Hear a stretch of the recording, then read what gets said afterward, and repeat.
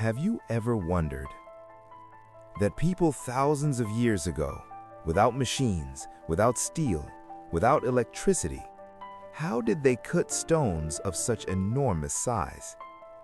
These stones, weighing hundreds of tons, yet joined with such precision that not even a blade can pass between them. It feels strange, doesn't it? History books tell us ancient craftsmen had only simple tools, copper chisels, stone hammers, ropes. But when we visit certain places, we notice markings on stones that resemble modern machinery. And that's when a question arises. Have we understood everything? Or is history's story still incomplete? And is it merely a coincidence that Peru, Egypt, India, Japan, in distant parts of the world, civilizations separated by thousands of years developed remarkably similar stone techniques? Today, we are not here to reach a conclusion. Today, we are going on a journey. A journey where we will explore 6 ancient sites where archaeologists have debated for decades, where science continues searching for answers, and where the stones still remain silent. If you enjoy mysterious, thought-provoking documentaries like this, make sure to subscribe to Jiron. Your support truly matters. It motivates us to keep creating deep, research-driven stories for you. So, let this journey begin. On the island of Java in Indonesia, amid dense jungles, stands a quiet hill, Gunung Padang. For centuries, it was just a hill, a sacred place for locals, but insignificant to the world. Then one day, some researchers noticed something unusual on its surface. Stone columns, not appearing natural, but arranged, as if someone had placed them. Curiosity grew, and science stepped in. Ground-penetrating radar, seismic scans, drilling, and the results transformed this hill into a mystery. The scans revealed layers within, structural patterns, variations in density. Some samples suggested the lower section could be extremely ancient, so ancient that it doesn't align with conventional timelines of civilization. But science does not run on excitement, it runs on evidence. Geologists explained, basalt columns can form through volcanic processes. Natural formations can appear geometric. So is it a pyramid or a natural hill modified by humans? This is where Gunung Padang becomes fascinating, because it reveals a new possibility. Human construction isn't always about building. Sometimes it is about shaping nature. And if that is true, then our understanding of ancient engineering is incomplete. Gunung Padang is still under study, but one thing is clear. It has forced history to ask questions.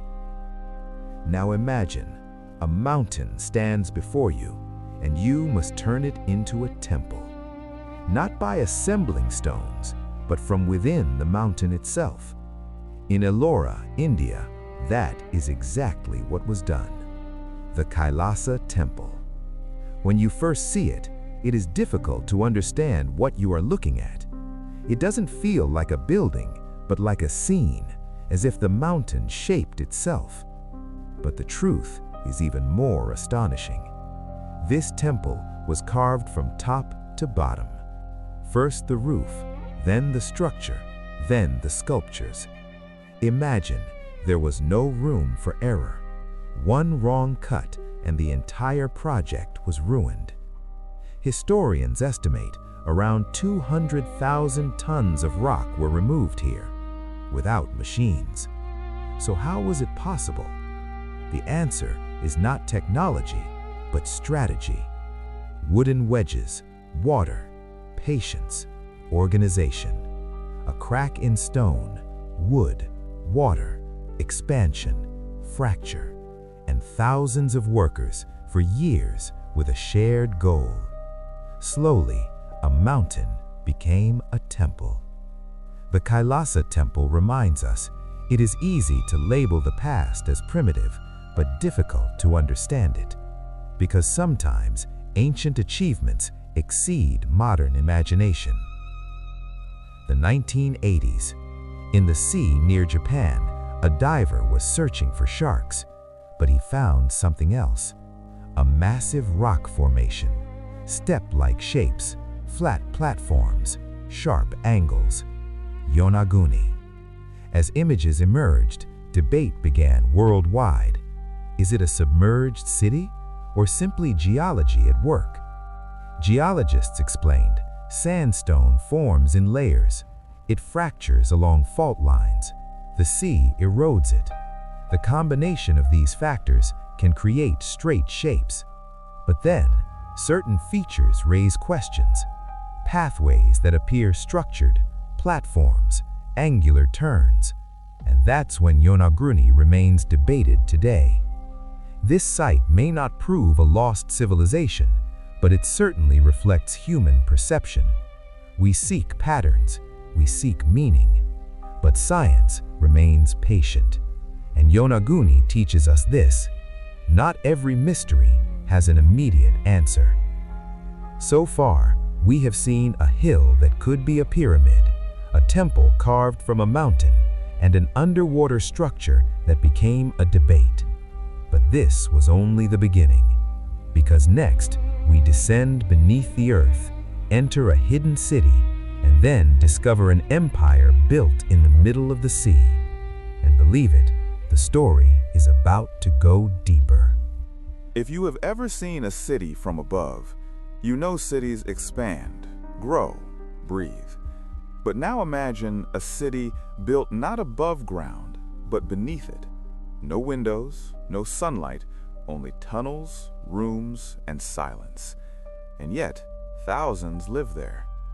This is not imagination. This is our next destination, the Cappadocia region of Turkey.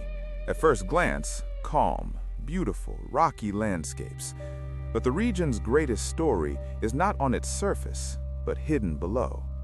In 1963, a man was breaking a wall in his home, perhaps for renovation. But behind the wall, empty space. Curiosity pushed him forward. That empty space became a tunnel, the tunnel a room, and the room a vast network.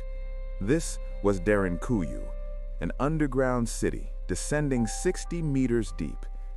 Imagine, tunnels interconnected, rooms where families lived, storage where food lasted months, schools, places of worship, animal shelters, and most remarkable, a ventilation system. Vertical shafts carrying air throughout the city. And then, defense. Massive circular stone doors rolled into place to seal tunnels from within. This city was built to hide. History tells us, during conflict, invasion, and instability, people moved underground. But Derinkuyu's true mystery is not why, but how. Such enormous excavation, such complex planning, such precise engineering, all without modern tools. The answer may lie in the material.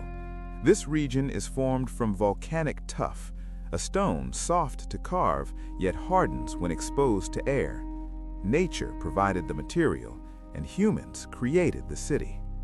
Derinkuyu teaches us civilization is not only the ability to build monuments, but the ability to adapt. And sometimes, the greatest cities are those unseen. Now imagine a city built not on land, but on water. In the middle of the Pacific Ocean, near the island of Pohnpei, a network of stones stretches across the sea. Nan Madol, 92 artificial islets, connected by canals, enclosed by stone walls, often called the Venice of the Pacific. But the comparison is incomplete, because Nan Madol was not just a city, it was a center of power, political, religious, administrative. But the biggest question, how did the stones arrive here? Basalt columns, some weighing multiple tons. No nearby quarry, no mountain, no clear source. Yet, they are here. Possibilities are many. Wooden rafts, human labor, levers, tidal assistance. No single answer, but one thing is clear. This project was monumental. And then, location. Building a city in the sea is not easy, so why choose it? Perhaps security, perhaps control, perhaps symbolic power. Because when authority sits amid water, access itself becomes power. Nan Madol tells us architecture is not only function, but message. And here, the message was clear: power. So now we have seen a city breathing beneath the earth and a city floating upon the sea, one hidden, one isolated.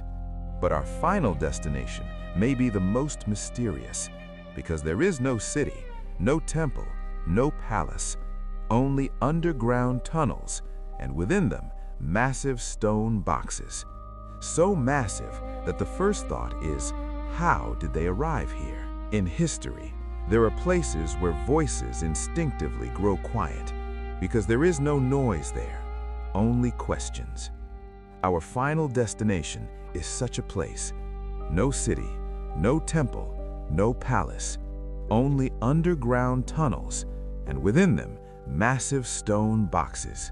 So massive that the first thought is, how did they arrive here? Egypt, land of pyramids, land of pharaohs, and land of mysteries.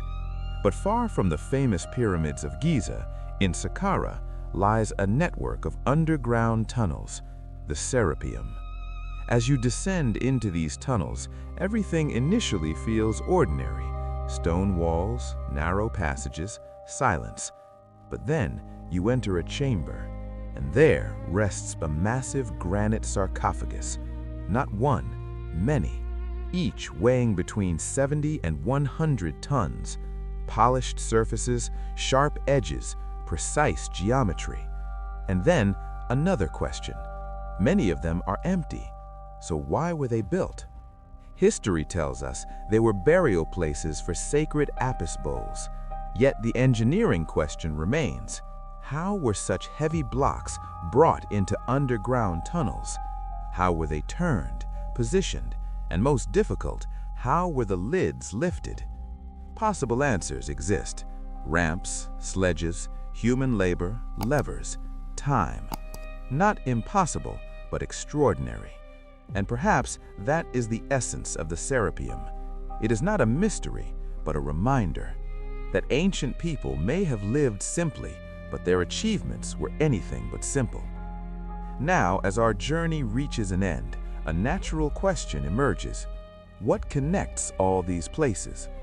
Gunung Padang, the boundary between nature and human. Kailasa, patience and organization. Yonaguni, perception and evidence. Derinkuyu, adaptation. Nan Madol, power. Serapeum, engineering. 6 places, 6 stories, but one message: human curiosity. We have always built, explored, experimented, and reshaped our surroundings.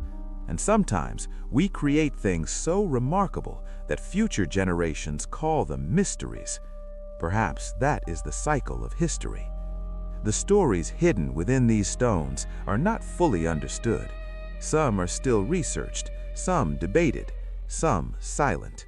But this incompleteness keeps history alive, because as long as questions exist, discovery continues. And perhaps on some future day, new technology, new discoveries, or a new researcher will answer these puzzles.